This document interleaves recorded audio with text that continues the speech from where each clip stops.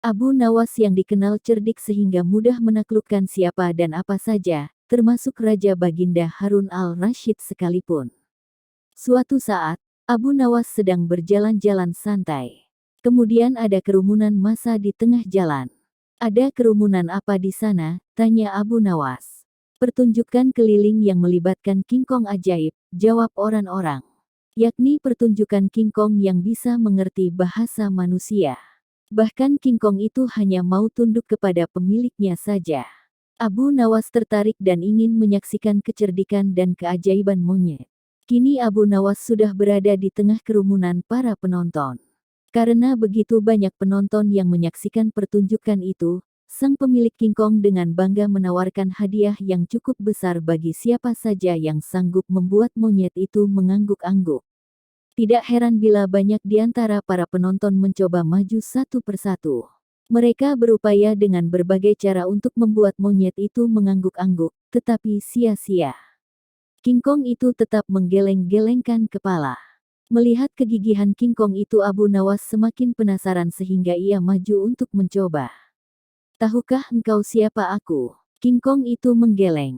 "Apakah engkau tidak takut kepadaku?" tanya Abu Nawas lagi. Namun King Kong itu tetap menggeleng. "Apakah engkau takut kepada tuanmu?" tanya Abu Nawas memancing. "Bila engkau tetap diam maka akan aku laporkan kepada tuanmu," lanjut Abu Nawas mulai mengancam. Akhirnya King Kong itu terpaksa mengangguk-angguk. Atas keberhasilan Abu Nawas membuat King Kong itu mengangguk-angguk maka ia mendapat hadiah berupa uang yang banyak. Pemilik King Kong itu marah hingga ia memukuli binatang yang malang itu. Dia malu bukan kepalang.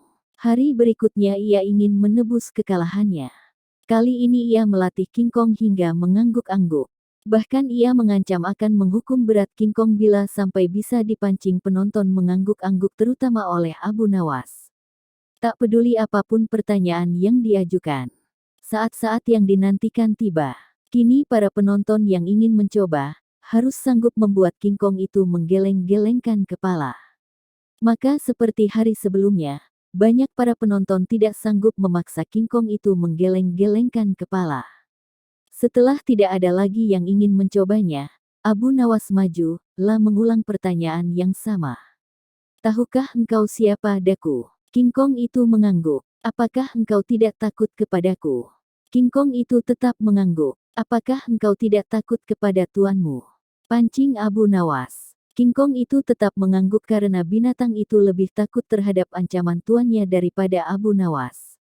Akhirnya Abu Nawas mengeluarkan bungkusan kecil berisi balsem panas. "Tahukah engkau apa guna balsem ini?" King Kong itu tetap mengangguk. "Baiklah, bolehkah ku gosok selangkanganmu dengan balsem?" King Kong itu mengangguk. Lalu Abu Nawas menggosok selangkang binatang itu. Tentu saja King Kong itu merasa agak kepanasan dan mulai panik. Kemudian Abu Nawas mengeluarkan bungkusan yang cukup besar. Bungkusan itu juga berisi balsem. "Maukah engkau bila balsam ini kuhabiskan untuk menggosok selangkanganmu?" Abu Nawas mulai mengancam. King Kong itu mulai ketakutan. Rupanya ia lupa ancaman tuannya sehingga ia terpaksa menggeleng-gelengkan kepala sambil mundur beberapa langkah.